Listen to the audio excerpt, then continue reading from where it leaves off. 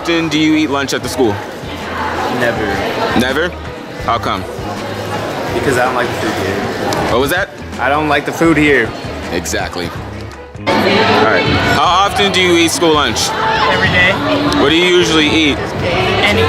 Anything? It's the first thing I see. Is it usually good? No. How would you feel if they offered healthier lunches? I'd get them. You'd get them? All day long? All day long. Cool. How often do you eat lunch at the school? What's today? Today's Spaghetti. spaghetti? It's for our project, you know this. How often do you eat lunch at the school? Never. Never? How come? Because I'm vegan and they only offer veggie burgers, which are like really dry. So would you eat them if they offered more vegan and better tasting food? Alright, what are you eating right now? I'm eating a cheeseburger with ketchup and tomato sauce. How often do you eat lunch at the school? Actually, I eat it every day because I don't bring lunch. You don't bring lunch? Would you consider the food good, gross? It's okay. I mean, it's like, it's enough to handle. I mean, How would you feel if they offered healthier lunches, or maybe like grass-fed beef instead of? I mean, if they offer healthier lunches that like really like doesn't taste that it's healthy and actually tastes like pretty decent, then yeah, I'll eat it. As you can see from those videos, some changes need to be made. So what will it take for Rancho students to change their eating habits? And as students, should we have the right to know what we're eating? And more importantly, do we have a say in what we get to eat? Well, it's pretty clear that it's the school's job to make sure no one gets hurt while on campus, right? Well, that's obvious with all the security and the rules that are constantly being enforced. As stupid as they may seem, they're simply put in place for our safety. Well, our general well-being should be the concern of the school and school district on campus, right? Well, if that's the case, what we put into our bodies should be their concern too while we're here, correct? If Rancho wants to encourage better eating habits, the school board needs to provide more options for healthy foods, less options for junk foods, and more options for physical activities. Well, the truth is, school lunches have always had a bad reputation, commonly portrayed in TV shows or cartoons as sloppy piles of brown mystery meats, usually served by equally unappealing lunch lady. But obviously, we aren't eating anything that moves, and we know where our food comes from and what it's made of. Or do we really? An article by the New Kids Center stated that all federally funded schools need to meet certain guidelines when offering lunches to their students. These lunches need to contain around a third of the daily recommended values for nutrients. But unfortunately, these lunches also tend to contain plenty of salt, fat, and calories. Deep-fried and high-fat foods, potatoes, milk, ketchup, bread, and high-sodium condiments are offered to school students every day and create a negative impact on their health and development.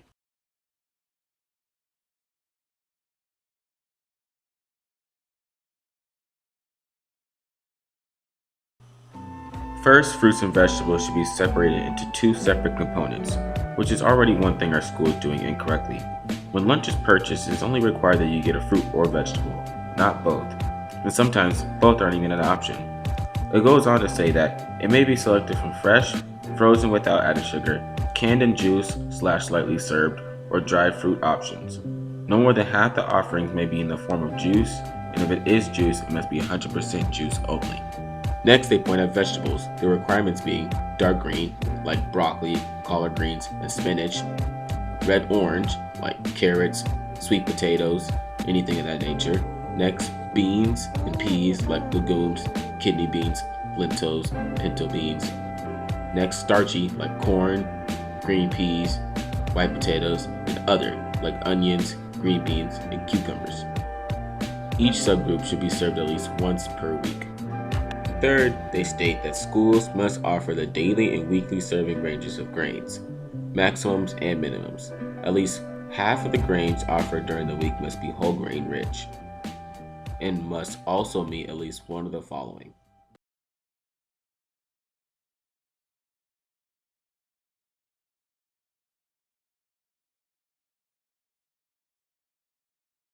Fourth, they mentioned that the daily and weekly meat requirements for lunch are only 2 ounces for students in grades 9 through 12. A variety of meat and meat alternatives is encouraged.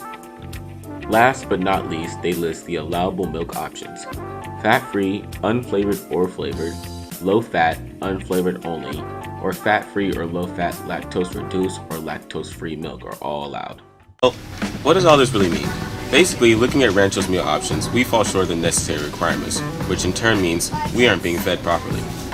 Rancho needs to eliminate the current unhealthy foods we have and replace them with healthier ones, like these grapes or this granola bar, both packed with nutrients, which are healthier than the current baked hot Cheetos or Rice Krispies that we offer at the school. Taking it a step further, the school district should get rid of all ice cream vending machines and replace them with healthy alternatives like frozen yogurt.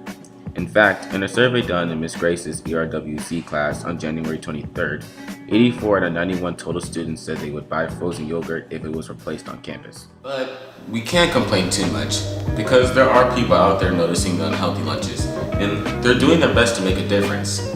Like First Lady Michelle Obama, who has spent her time in the White House advocating for healthy eating and fighting against childhood obesity.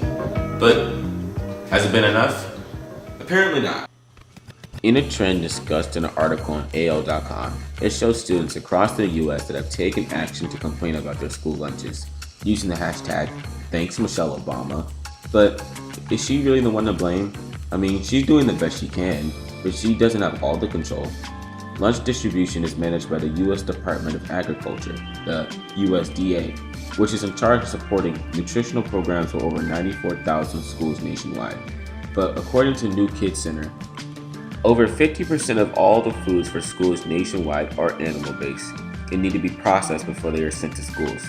The process of preparing these foods adds a great deal of sodium, sugar, and fat.